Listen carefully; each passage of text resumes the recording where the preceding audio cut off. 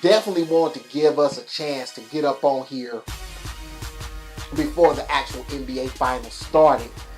Since the last two teams are now in the slots, we ready to go.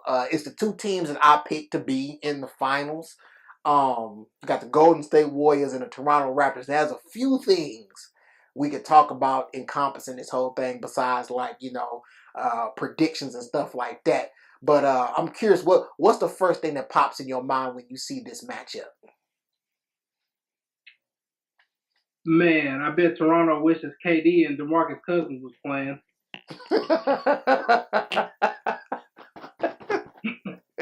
And I'm going to tell you right now, since you opened up with that, I'm going to say this just right this. This is what I'm going to say. We already know DeMarcus Cousins was already kind of like, on the fritz or whatever, and he had two kind of major injuries, so him coming back, he could say, when he first got hurt, he came back and was like, oh, I'm coming back, whatever. Okay. Now, I'm going to tell you just like this. Everybody, I ain't gonna say everybody. The Golden State Warriors trying to downplay what happened to Kevin Durant, talking about it's a calf. And you see that he was quickly ruled out for game one. I'm telling everybody in the world,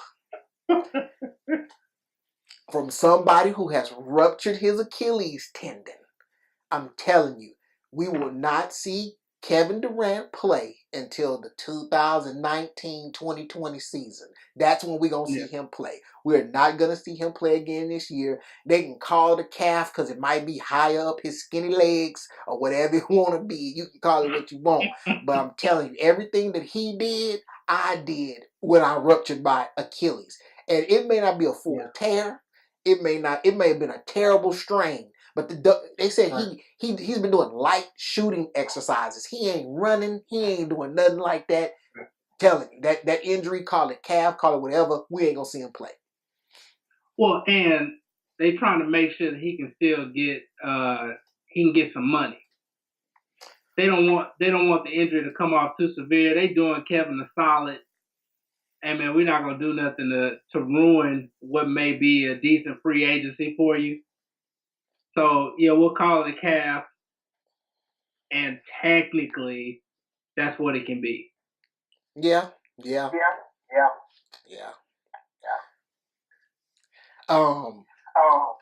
you think that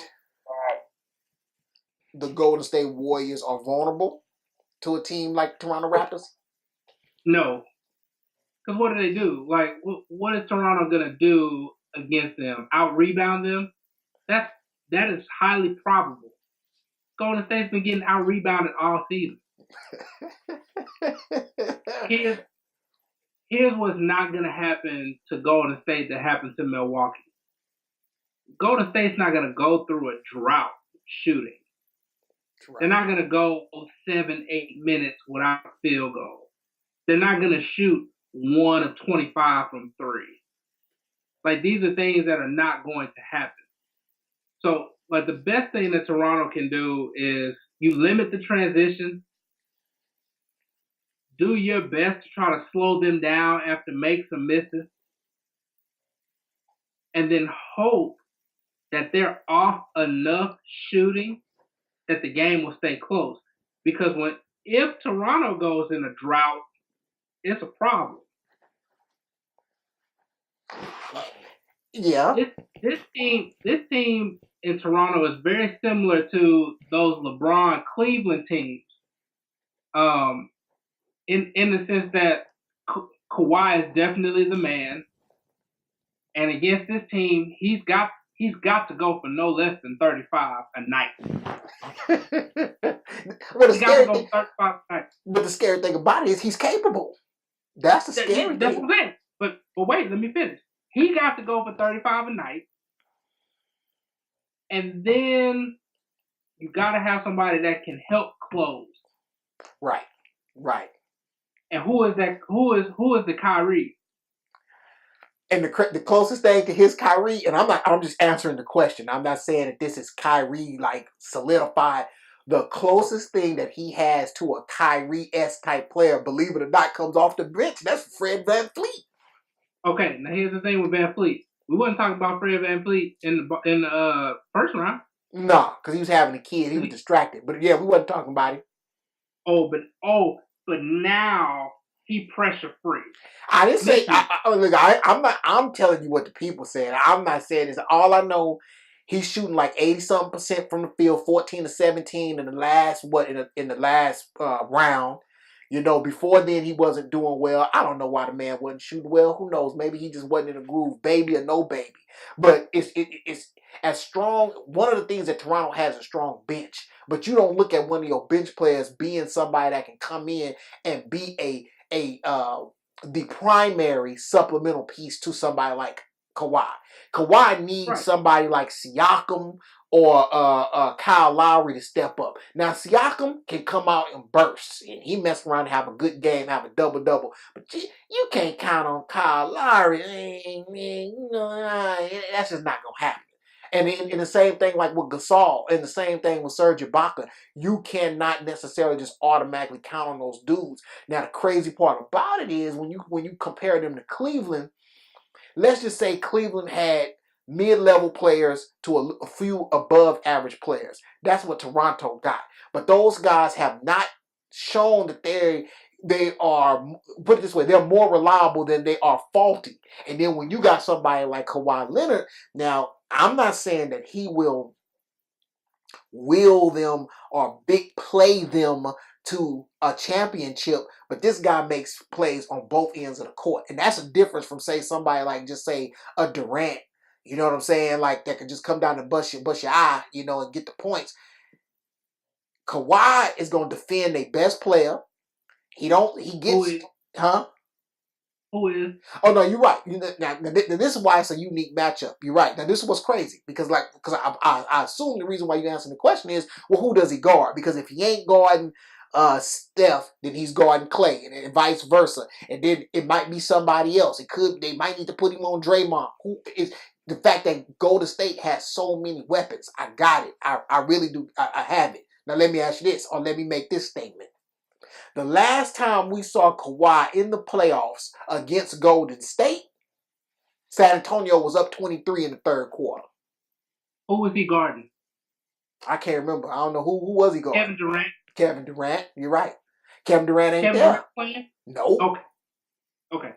So again, what have we seen from Kawhi in these playoffs? He's had to carry the load offensively. Mm-hmm. Everybody knows when a guy has to carry the load offensively, his defense is going to falter some. He's got to conserve energy somewhere. Right. In the Milwaukee series, Kawhi didn't start playing defense until the fourth quarter. And when he played defense, he played it against their best player, who was Giannis. Mm-hmm.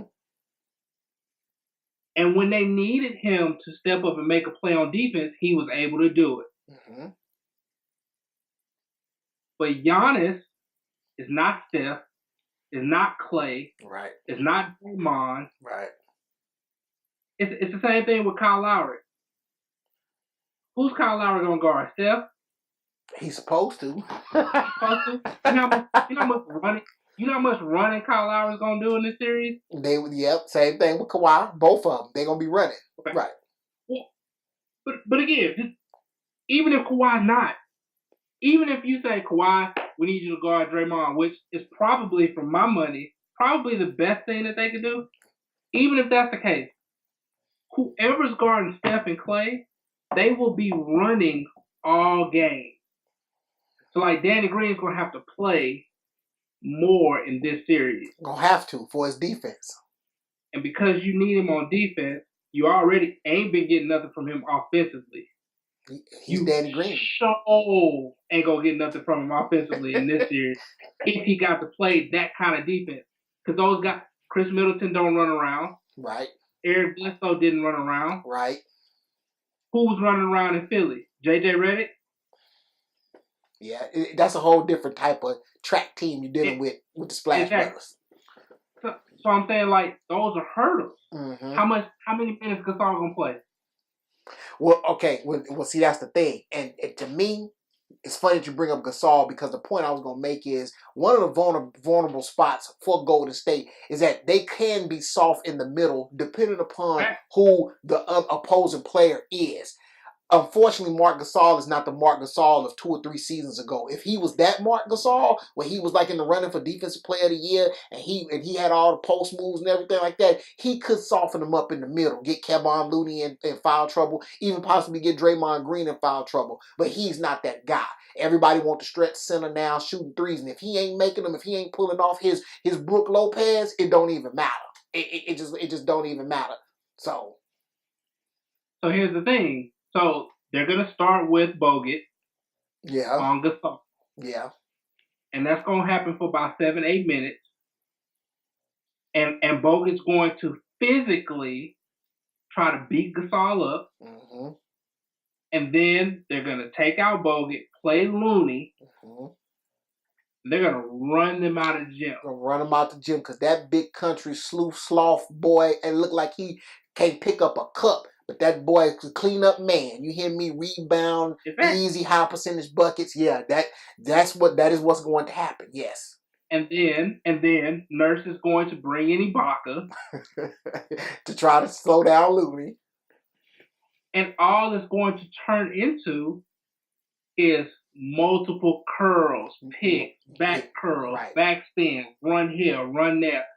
And the ball's going to be run through Draymond. And I asked myself, so if Kawhi is going to be responsible for stopping the ball, who's going to pick it up on offense? Right. And that's a huge question for me. Right. Who's going to pick it? Now here's some other factors. Okay. Golden State going into Toronto. They starting the championship on the road. They are starting the championship on the road. When was the last time Golden State started the championship on the road? In this room? Right. Never. So you come in with a chip on your shoulder. Klay Thompson got a chip on his shoulder. Steph is playing like he's a 2-time MVP, all unanimous with no KD. Draymond's playing basketball that we ain't seen since before Kevin Durant. Yep. Iguodala. Now there's the thing. How healthy is Iguodala? Because they're going to need him. Yep. When Livingston comes in the game, who's going to guard Sean? Because it ain't going to be Van Fleet. Right. McKinney, that's another guy who can hit an open three. Like, there's problems. Jarek Bowles has given them minutes. Jordan Bell has given them athletic minutes. Like, there's so many bodies. And yes, Toronto's bench is deeper. But without Kevin Durant, you get a totally different brand of ball from Golden State where guys are coming to the arena expecting to contribute. Right. It's a problem for them. It's going to be an absolute problem. So what is the game plan if you're Toronto? Try to keep it close, make it messy, make it dirty, get physical, if you can keep your hands on people, and hopefully it's close enough to where Kawhi can be Superman at the end. Yeah, Toronto, the reason why I picked Toronto over Milwaukee is that Milwaukee's young. And what I mean by young in this particular case is not young in age. They're young in playoff experience and deep runs. You know, just having somebody like a Kawhi who's been there, done that before, Serge Ibaka who's been there, done that before, and even to a certain degree, Gasol who's been there, done it before, and even crazy Kyle Lowry who has at least been to the Eastern Conference Finals and lost, you know, that matters. You know, those things matter to a certain degree. Now, it's crazy how you take away a DeMar DeRozan, insert a Kawhi Leonard, which we all know Kawhi is better than DeMar, but these guys are going to the finals. Like, straight up. Like, the GM up there, Usai Ujiri, or whatever his name is, or however you say his name, not so much that people was crazy, but people was hurt by sending DeMar away because DeMar was their man. He's sitting back now like, don't say nothing to, what's my name? Spell my name. Because we in the finals. All them years we was on the edge, guess what? We there now, and we got a place at the table. Now, I don't know exactly what the Spurs was doing during that time, and I'm not saying that that's the same Golden State team, but whatever the Spurs were doing in that game one, And the only other and the biggest person we had to lean on during that time was Kawhi Leonard, and we was managing to get that done. Danny Green was there and everything like that. What was the anatomy? If I'm Nick Nurse, I'm looking at that tape. I've already looked at that tape about 3-4 times. Right, and you know what you come up with? What was that? Oh crap! Kevin Durant was playing. The team is completely different when Durant is on the floor.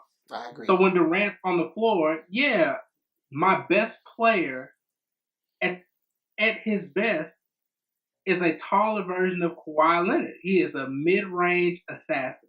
Yep. That's my best player. When he ain't in the game, then it opens everybody up to play free-flowing. You don't know where it's coming from. Shots fired from everywhere. Guys making plays. There's a different level of intensity. It's just different. So let me ask you this question as a quick tangent. In Caesar's basketball world, what do you prefer? Do you prefer the Golden State team with Kevin Durant, or do you like the roster sans Durant in the way you got this open basketball being played? What do you think is a better scenario? I mean, I don't think that it matters ultimately. I just think that so even when the Golden State Warriors were playing the Clippers, and even when they played Portland, you said to yourself, man, what? How is this team able to, like, they keeping the game close, but it don't feel close. Mm-hmm. Like, look at the Portland series. I don't think Golden State ever blew them out. But when you watch the game, did you really feel like Portland had a chance to win? Like, Portland was up double digits 3 games. And it never felt like Golden State was ever out the game. Right. There would be times where when Kevin Durant was playing, it was almost like the other guys were so disinterested that it was like, man, I mean, we need a bucket. Come on, KD, do your thing, and we'll just try to ramp it up on defense. Mm-hmm, mm-hmm. Here, the defense drives them to get out and run because they don't have to slow down. Right. Draymond Green can literally, even off of a make, receive the inbound and run you down the floor. Right. Regardless of who's with him. Right. That you don't see that with Kevin Durant. And that is a huge difference. Because when he's going up the floor, it's like, okay, so do I stop the layup? Do I stop ball, which is what they teach you from beginning basketball, stop ball. Well, heavens forbid if somebody who can hit a three is running with him and they spread out to the lane, you stop ball, that's a 3-pointer. Whether they go in or not, you know eventually they're going to fall. Right, this is true. Because these are guys who hit threes, wide open or not. So I am not sitting here saying, oh, Toronto has no chance. I've always felt like Kawhi was a franchise-changing player. It ain't that many guys, ain't many of those guys in the league. He's one of them. And I do think the difference between Kawhi and DeRozan is that just what the Spurs experienced. You can't really be successful at a high level when you are having 2 number 2s. Right. You need a number 1. You need a number 1 guy. Yep.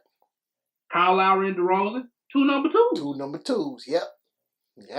Kawhi come in, no DeRozan, Nick Nurse, whoever that was, grinder, no Dwayne Casey. It changed the dynamics because you got a real life number 1, and then you're able to put other pieces behind. The trade for Gasol was a great piece because when you didn't want to have to play Ibaka, you could play Gasol. Gasol could hit threes. Gasol could use his girth against an Embiid. Wasn't going to stop him, but he slowed him down a bit. Those things matter.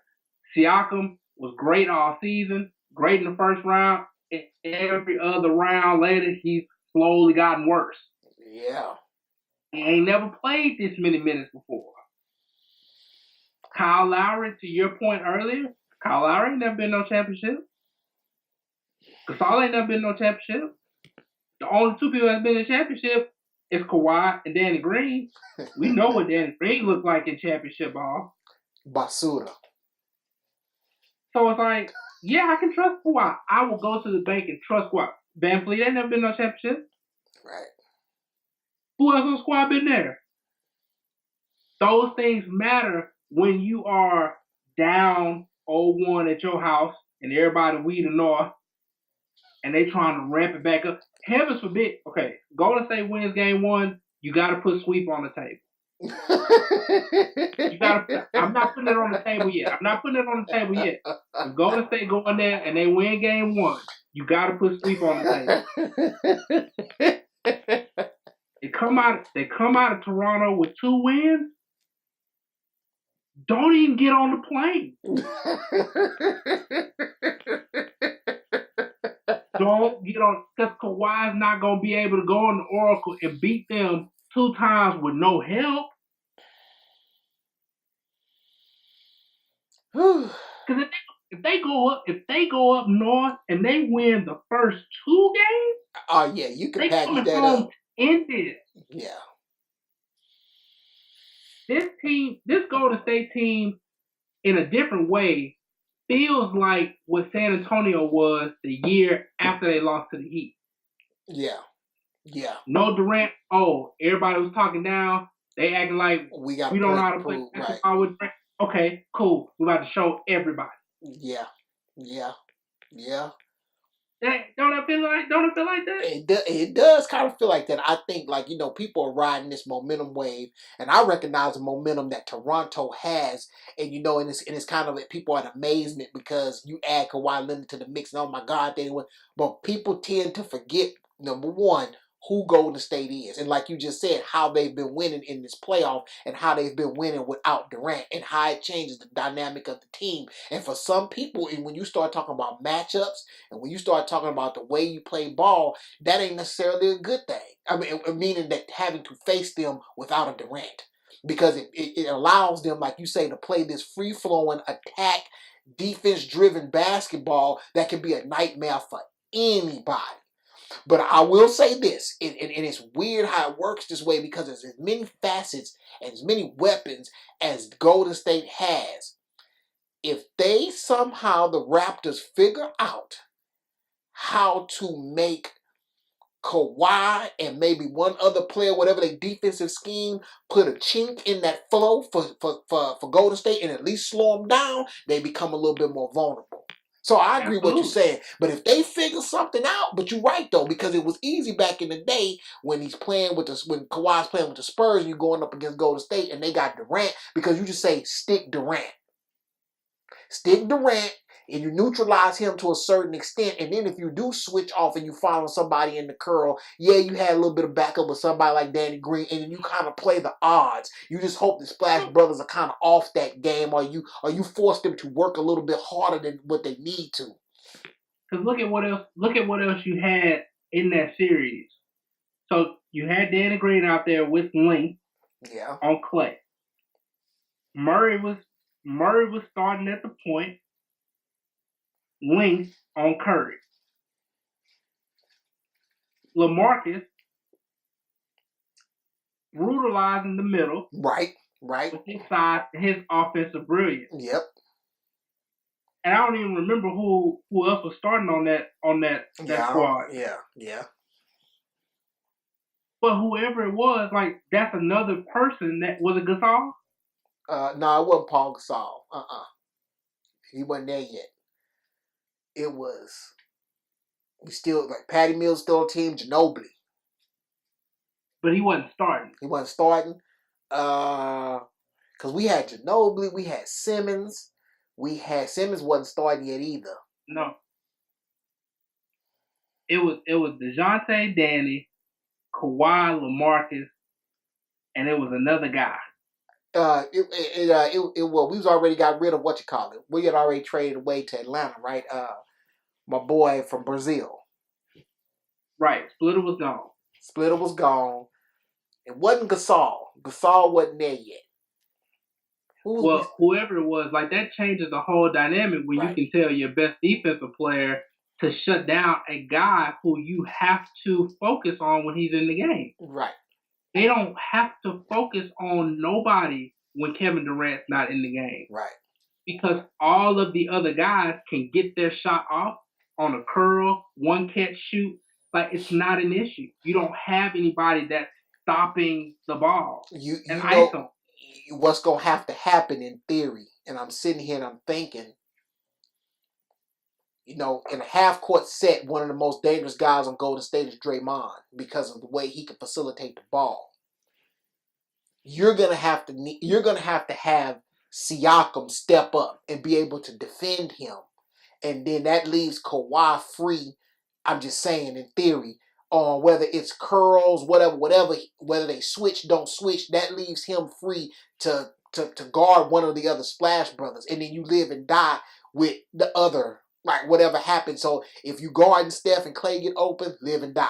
If you guard and Clay, you gotta live and die with Steph. That's what it is. But you're gonna have to shut down and pressure the ball and not allow Draymond just to free flow and be that point forward and kind of facilitate the offense. You're gonna have to put some pressure, you're gonna have to make it uncomfortable. Now, I'm not saying that's an easy feat, but that's what you would want to happen though. I don't know that Kawhi is healthy enough to guard one of the Splash Brothers for a whole game. Just because of the amount of running you're gonna have to do to try to keep up. Okay, and again, that's not taking nothing away from Kawhi. But those guys don't know how to be still. They don't have a spot. I'm with you. They'll drop it down to Louis, to Looney. Curry will take a back cut. Kenny Smith drew this up on one of them plays.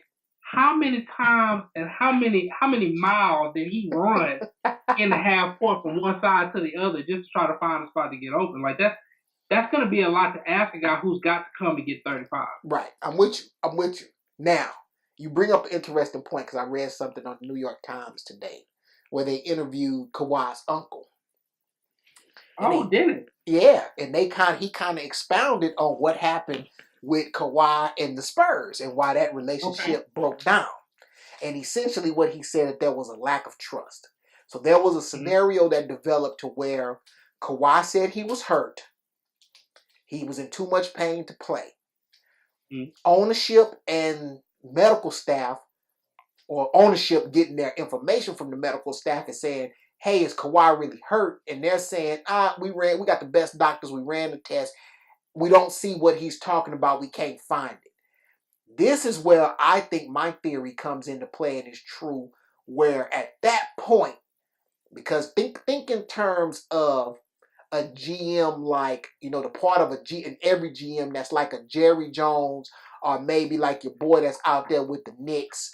It's like they own the team, but they really don't know what's going on in quote unquote in basketball. So their response was, well, if y'all ain't found nothing wrong with him and he ain't playing, well, then he's refusing to play. He need to get his sorry self up out there and play for us. We paying him all this money, I'm telling you, and God forbid it was anything possibly racial, which those undertones are already there because we know what ownership looks like predominantly, and we know what the players look like predominantly. And I hope he need to get his black tail out there and play and blah blah blah. And if that got back to the uncle or Kawhi, and that's what they said. They said, why would we have a reason to lie about health? I go out here and bust my hump every year. I done been the finals MVP. We done won a championship. Why would you question me as a player and my willingness to play behind an injury? Lack of trust. And once he said that happened, there was no coming back from that. They knew that they couldn't stay in San Antonio. Now, let me say this as a San Antonio native and a San Antonio Spurs fan. I hate Kawhi Leonard. And I don't hate him because I don't hate him. I don't know the man. I hate him. And you know why I hate him? I hate him because of what you said earlier. He's a franchise player. If anybody knows what we lost, I know. Because I know what kind of player he is. You can insert him into almost any situation and it turns the fortune of your team. Even if you don't win a championship, it turns the fortune of your team. So I know And to be able to have attracted somebody like LaMarcus Aldridge, and I know people was down, but if y'all want to go back, look at that first season that LaMarcus Aldridge came to San Antonio, up until he hurt his pinky in the playoffs against OKC, he was straight balling. They had to work out that ego thing, but he was straight balling. And you had people like DeJounte Murray coming up. The Spurs were poised to be in another position to not only be deep playoff run type people, but title contenders. So to see that happen with Kawhi, I don't hate him, and I know he's good. I just hate that it had to be that way, because if that's the truth, and that's what I believe happened with ownership, crazy, I hate to, man, I don't want to start nothing. Let's just say crazy affluent, half ignorant to the game and how athletes, really think and feel and out of touch that ownership can be. They flew off at the mouth. And if I'm Kawhi, dog, it's time to go. You absolutely right, because if you don't believe that I'm giving my blood, sweat, and tears for you as a player, and at the very least respecting my contract to play, if you don't believe that, then are you gonna be questioning me every time I put my tennis shoes on and come on the court? We're not supposed to have that situation. It'd be best for us just to go ahead and part. Now, the one thing I will say is still a punk move is that whether you were injured or not, when you just decide to sit out games and not play. That's what I'm saying. You should have just came out and said, I'm not playing. And then I'm not playing, and then y'all just gonna have to ship me somewhere, as opposed to saying I'm not healthy enough. But I mean, for him as a player, it worked right into his hands, because he said we're gonna get our own doctors, we're gonna get our own second opinion. The whole time when you hear that though, like the sneakiness of it is when you say I'm getting my own doctors, it sounds like the Spurs are making him sit, and he's trying to find a reason to get back on the court, when in actuality it was the flip. The Spurs are saying you're healthy enough to play, and he's getting a second opinion from another doctor to say, nah, his leg is still messed up, y'all need to leave him alone. I wish, and I'm going to be quiet after this, I've been on the soapbox, guy, I don't want to get emotional, but as ownership, I would have loved, man, don't laugh, man, I would have loved, because before we get off this call, we ain't going to make it too long, but before we get off this call, we're going to talk about the Lakers, and I'm going to tell you, I'm going to say something about this whole scenario too, is that as ownership, it would have been, hey, we see that you got a clean bill of health. You say you still hurt?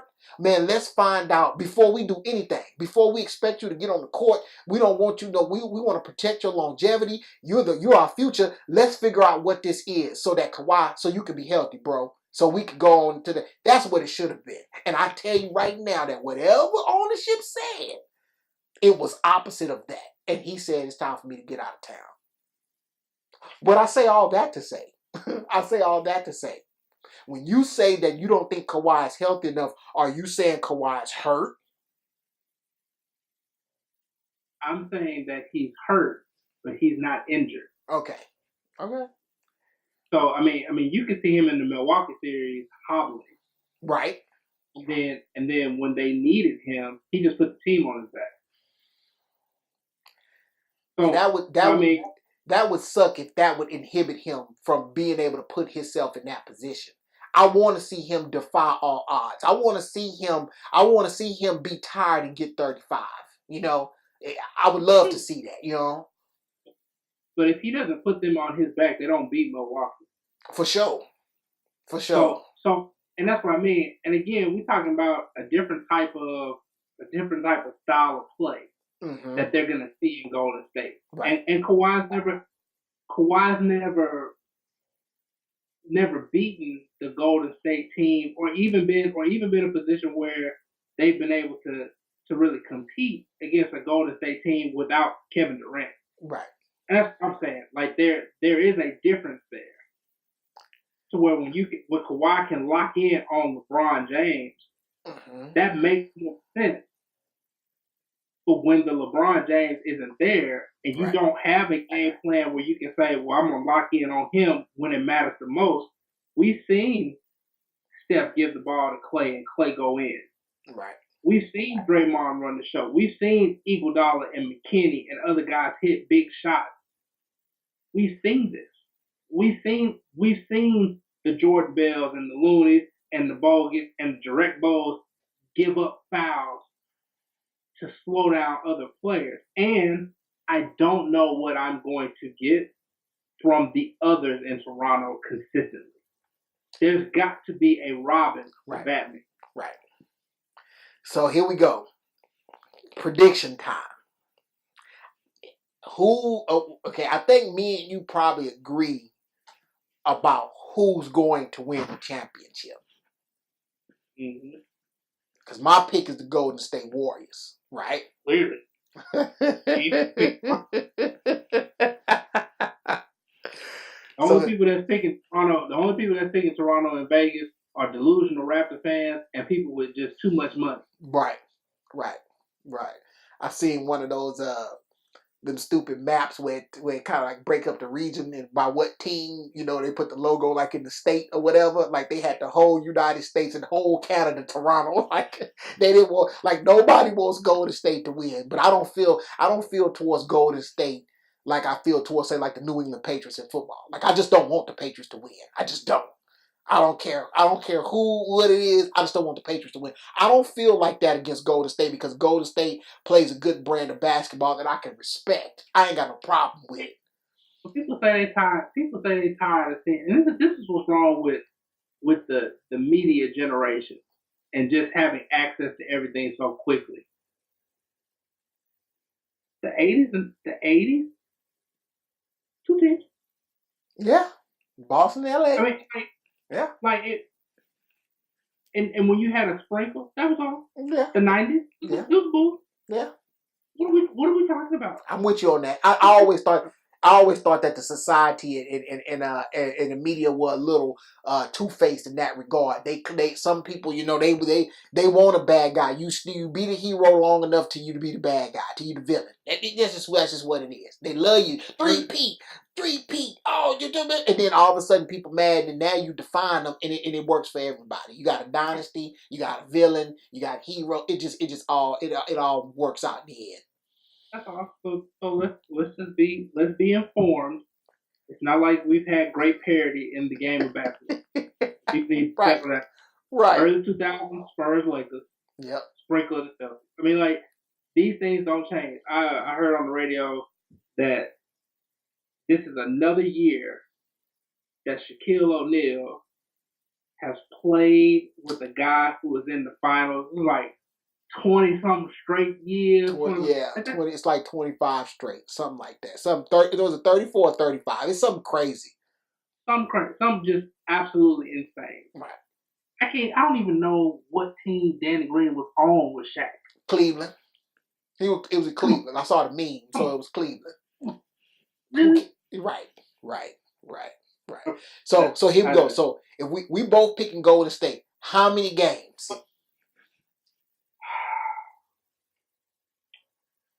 The smart, educated answer is Golden State in 6. But I'm unprofessional.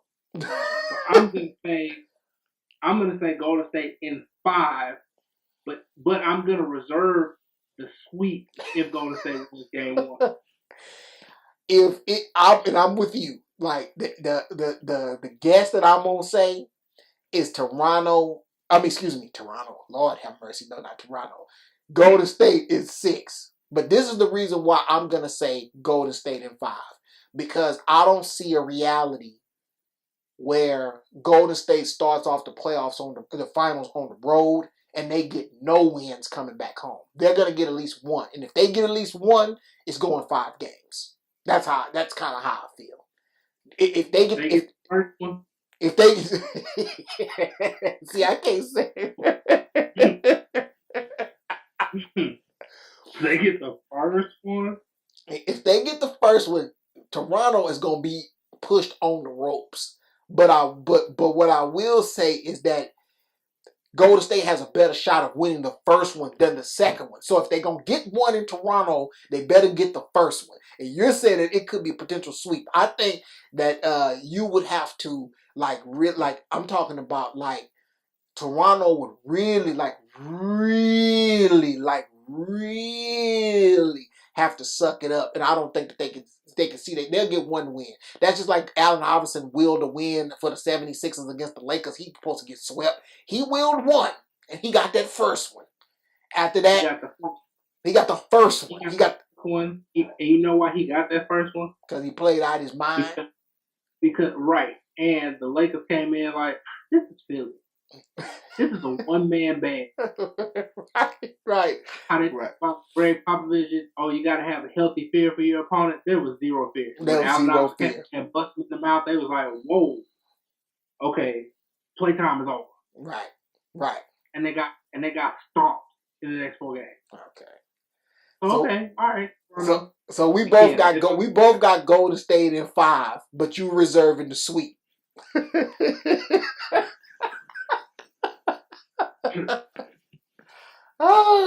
Yeah, that's a pretty easy pick, man. That's a pretty easy pick. So, one other thing I want to talk about real quick, I want to talk about your Los Angeles Lakers. I want to get your perspective on all this stuff that's going on, man. I don't know if you've had time to kind of think and come up with a thesis or overall kind of like, man, it's crazy. This is what this is. But give me your thoughts on what's going on with the Los Angeles Lakers. Yeah, take another one if you need to. You can take you can take another one if you need to. Lord help us today. So I don't think that. I think that to be a owner in sports, you have to be willing and able to put people around you that not only do you trust them, but they are experts in what they do. Okay. Because if you surround yourself with experts, it frees you up to just spend the money. Jeannie Buss has never come across as somebody who knows basketball. Whatever she learned watching her dad, I'm gonna say that she learned the business side of it. Absolutely. She never have to touch the basketball. And to be honest, neither did the dad. In my time, you go from Pat Riley to Phil Jackson, forget the Rudy T's in between it, but you get guys who understood basketball, personnel, pushing buttons, like you get it. And you were able to spend the money to go get the big time guys who wanted to play in your uniform, who wanted to broaden their horizon, if you will. And then you had smart guys who were fine playing whatever role they needed to play to be around what they saw as true elite talent. The Lakers were in a very fortunate position in my upbringing because they had franchise guys. Right. Magic Johnson and Kareem Abdul-Jabbar. That's 2 franchise-changing guys. Shaq and Kobe. 2 franchise-changing guys. And even when Kobe won without Shaq, while Gasol was never a franchise-changing guy, the fact that he was brilliant absolutely, in his absolutely. But that's a huge thing. They're a dumpster fire right now. Magic Johnson was not an expert in terms of being able to run a team. Right. You good at offering your suggestions. Rob Pelinka, you're an agent. You don't understand how to run a team. Who in the hell let the Rambuses have, and mind you, I said the Rambuses apostrophe. How he and his wife in the room helping to make decisions. If it's true, how you got the business manager giving you suggestions on who to sign and who not to sign? Genius. Is you gonna just tell people to shut up? Pick a person, one person, any one person. Tell them to stop the buck right here. Who we got to pay? What we got to do? But I'm tired of the nonsense. Is she doing that? Let Phil call the shots from the house. Give the reins to Kobe Bryant. Whatever you're going to do, find someone body. Well, Magic thought that was him. Well, Magic obviously was wrong. And I do think that because the rumor out about them trying to make a trade, I do think that there's a chance that they could trade and get a guy like, for example, Bradley Beal. Heard his name surface. Bradley Beal with LeBron, that gives LeBron a shooter and somebody who can get their own shot. Yeah. Then you say, okay, free agency come around. I've been hearing the rumblings of Kyrie Irving back into the mix now. It's either the Lakers or Brooklyn. And I'm asking myself, if they're able to trade some of this young talent, like Ingram, like Alonzo, Washington trying to get from up under John Wall too. Yeah, we got the fourth pick, Ingram, Lonzo, for Bradley Beal. Let's make that happen. Boom. Sign Kyrie. Boom. Now we're talking about something. Mm-hmm. Get Bradley Beal. Get Jimmy Butler. Okay. Now we doing something. Now we can have a conversation. But if they can't figure out how to make a trade so that it sets them up to be able to land a free agent, then they can forget about it. Is waiting a whole nother season and summer to get AD a backup plan? Is that a reality? I don't need Anthony Davis. Anthony Davis, as much as I would like to see Anthony Davis, the reality is that Anthony Davis is not going to help the Lakers with LeBron win a championship. He clogs the lane. You need guys that's going to be able to beat you from the perimeter if you playing with LeBron. LeBron needs to start to transition into Karl Malone. He can't do that with Anthony Davis. He can do that with Bill. He can do that with Kyrie. This is true. Very true. So in that regard, I'm saying, okay, I don't want to give up all my young pieces, which is what it's going to take from New Orleans. Not if you wait another season and just sign him outright free agent. But if I wait another season, that's another year for LeBron to get older. And it still doesn't necessarily solve what my real issue is. I can't have LeBron, Lonzo, and Anthony Davis. We know Lonzo can't shoot. And whatever he can do from a point guard standpoint, which is what I like, he gets the ball, he get out there, he know how to pass, he do everything but shoot. I can't have him playing with LeBron. But I can tell Washington, he better than John Wall. Even if the only way that he's better is that he don't come with as much drama and baggage.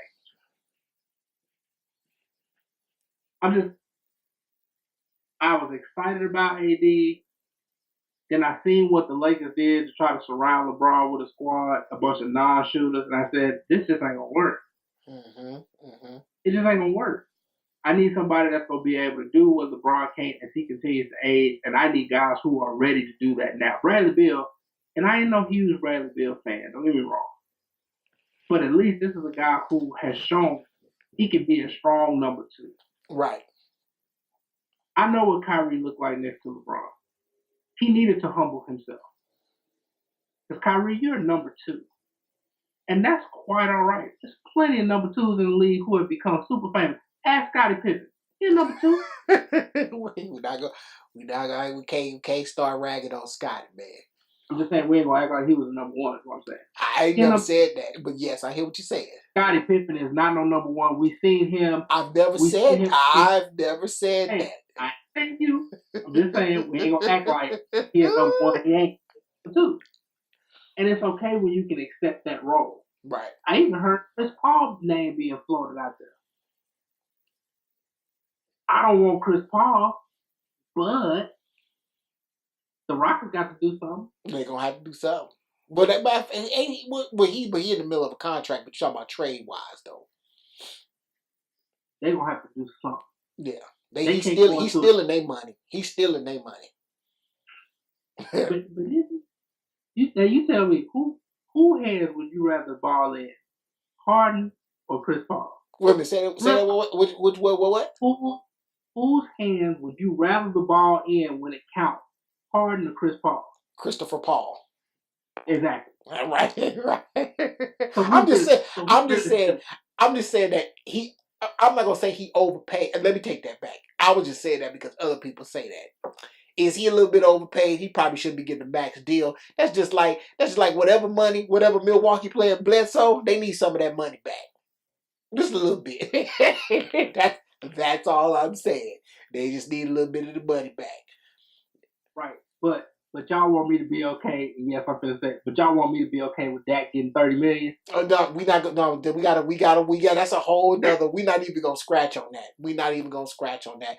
I saw a video today from another fellow Cowboys fan that showed David Carr throwing at these game targets, whooping Dak. But we're not even gonna start. We're not even gonna talk about that. I'm gonna have to bring that video up for the next. When we do in the next video, and we talk about Dak at $30 million, I'm gonna have the video ready, and I'm gonna show it to you. Then we're gonna put it into our video, and you'll be able to see it. It's crazy. But anyway, so before we end, the whole reason why I brought up the thing about the Lakers and Kawhi, how I said I was gonna double back. See, in Slim's fantasy world, all this Laker dumpster fire, and we got to see the story franchise go through. All this could have just been avoided if my magical reality just would have happened. And what is that? Kawhi wouldn't have ever got hurt. Even if he got hurt, Spurs would have never acted a fool with him. He wouldn't have had to leave. Somebody would have convinced LeBron James to come down to San Antonio. And we would have been riding off in the sunset with those two guys winning championships. That's what would have happened. That's what should have happened. That's what should have happened. The most delusional Spurs fan talk about it hurt. Yeah. Man, I'm just doing it for color commentary, man. That's all, Doc. I just try to make it colorful, Doc. I know it was a long, man, even if all that stuff would have not happened the way it did or whatever, that still was a long shot for getting LeBron to come to San Antonio. And if that was, he wouldn't have retired here. You know, he would have signed a 2-1 and gave it a shot and whatever. Now, I think they would have won. We would have won. But then even then, he would have been like, all right, I'll pick me up 2 more championships or another championship, and I'm off to wherever I'm going to try to retire to anyway. But whatever. But I just thought I'd throw that in there to be funny or whatever. But like I said, we got Kawhi being a A1 player, but not good enough to get the Raptors to a title. We both got Golden State in 5. You reserve, you said in the 4 sweep if they get the first win. The sweet daddy. And the Lakers got some work to do in and outside of the court. So, you know, and in the front office, I guess.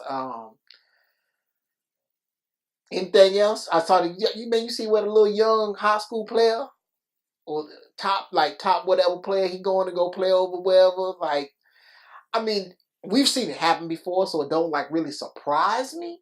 But we see it happen all the time with international players. That's what they do. Right. International players start playing professional basketball as high school age guys. Right. United States, we just late to the party. We late to the party, and we gotta stop acting like people need college to make money. Right. This boy don't want to go to college. This boy wants to play professional basketball. He don't want to have to waste his time pretending to go to class. He ain't trying to mess around and go out there and run up on the wrong somebody. That ain't his life. He wants to make money, make it now. And when he get done making his money, he want to come over into the draft and be ready to play. Yeah. That's what he want to do. Yeah. We didn't get on Tony Parker. We didn't get on Luka Doncic. Right. These guys exist. They out there. Let this boy go play in college today. Who the Lakers taking with the 4 pick? Doesn't matter. Are there 4 players in the draft? I only know of 3. I'm hoping they trade the 4th pick. Let somebody else make that decision. Go get me a player right now. Because if you ain't drafting Morant, and if you ain't drafting the next Sean Kemp, I really don't know what Zion's going to be. And if you ain't getting Barrett, who you getting? Cam Reddish? Nah, Is he good? people got Cam Reddish going like number 9. Okay, all right. I'm just saying. So, yeah, and that's my point. Right. That's the only other name I can think of. And all the reason I know Cam Reddish is because with Duke, I don't even know what he did at Duke. Gee, wow. All right, man. Well, that's what's up, man. We want to make sure that we got a little something done before these finals start. I'll make sure I post this before the finals start, and that way people can see it. Hopefully, they'll comment, and unless something major happen, we'll kind of see how it play out. And yes, on the next video, we can have our 100% rant on the $30 million that you gonna pay Dak, that you got waiting sitting for Dak Prescott. Just and we can and I ain't the owner because he's at 18. We can start the bid at 18. Disrespectful at 18. At 18. Okay, now I don't even want to go there. Judge you by the content of their character, not the color of their skin. I'm trying to judge Dak by what he can do and not what he represents. Gee, wow. All right, we're not even gonna open up that can of worms. So that's what we'll do. We'll end it right there for the professionals on this go around, Doc.